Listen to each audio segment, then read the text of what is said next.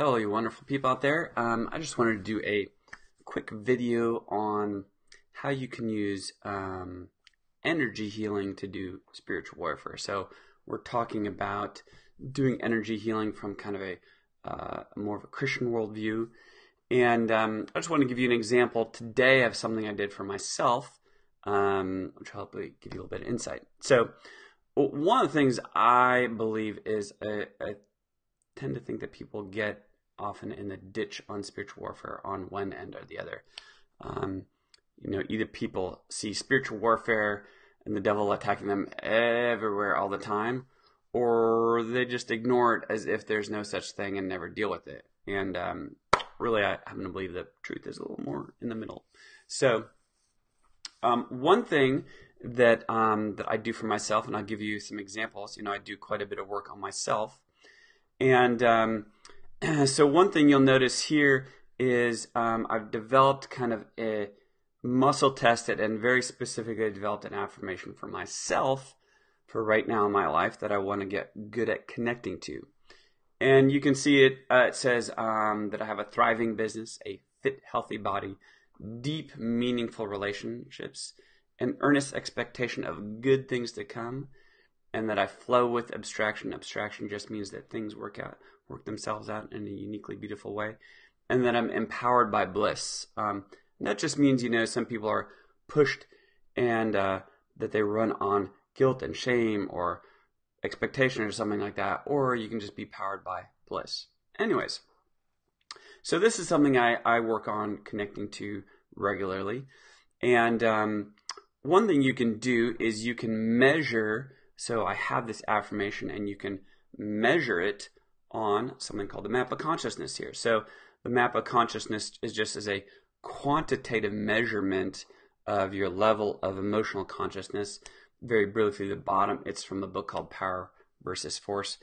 In the bottom half of the map, you're in force. You push on things, they push back. You can get things done. It requires lots of energy. And one of the characteristics about being in force is you require a lot of outside energy, because your identity and value is dependent on your performance, how people treat you, how institutions on you, and there's no rest in that, and there's no real effectiveness in that. Or you can shift over it, and on the top of the map here, you're really operating more in power. Things flow. You can live a wholehearted life and completely go for it because you know your intrinsic value. For me, I work very hard in connecting to God's unconditional love for me. So because of that, you can go for it. You will fail, it will hurt, but never in your failure does it ever disconnect you from God's love, and you're always worthy of love. So in the context of that, in the past week or so, I've just been feeling a bit of a funk, just really not taking much passionate action towards creating what I want, and I haven't really been sure. And it's goofy, but I haven't actually done work on myself, which I do work for other people, but never did it on myself. And I figured, it's the weather. It's a lack of exercise. It's this, made a lot of assumptions on what it was, but never really tracked it down. And so I finally got around to testing myself today. I'm like, okay, well, what is my level of emotional consciousness regarding this important affirmation for me here? And usually if I'm in a bit of a funk and I test myself, it'll at least be 150, 175. Well, today it was like 100. I'm like, okay, that's super low. What is the deal? So I did something called it's a body code session. A body code is just this cool program here.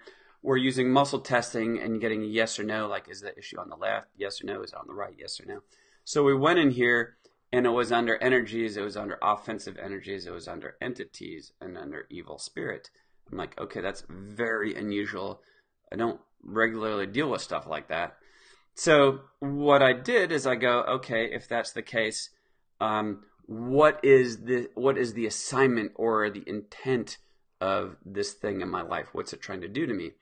And so I muscle tested that it was listed on the chart of emotions under B5 under creative insecurity. Well, so creative insecurity is just the feeling that you can't really create or do what you really want, which was really exactly how I'd been feeling a bit.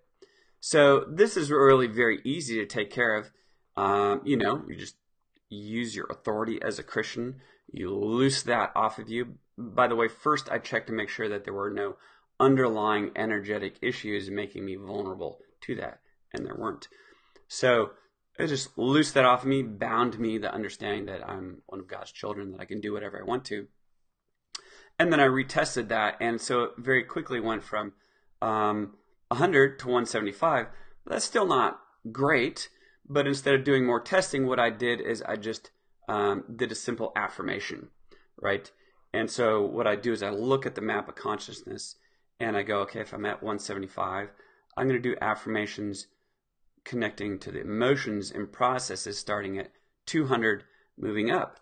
So I look at that and I go, okay, well, I feel courage and I love acting on it, and I trust myself, I trust God's process, I trust the future, and I let go of the old way of doing and being, and I have earnest expectation of good things to come in my life because I know God's called me to do things.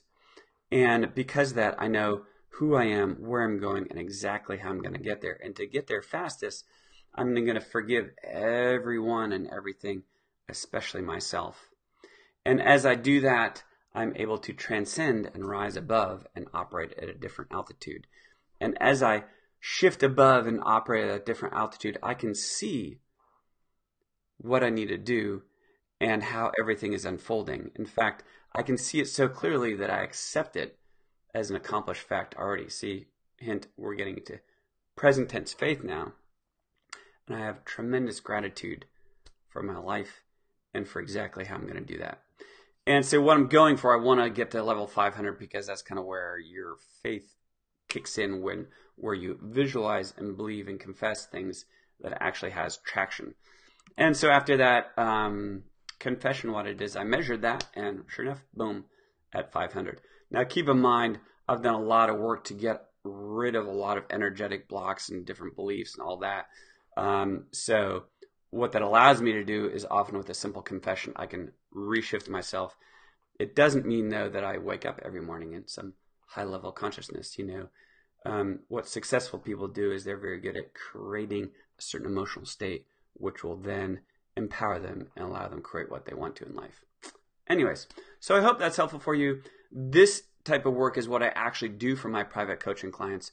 We sit down, we customize an affirmation specifically for your life, for your business, for your relationships.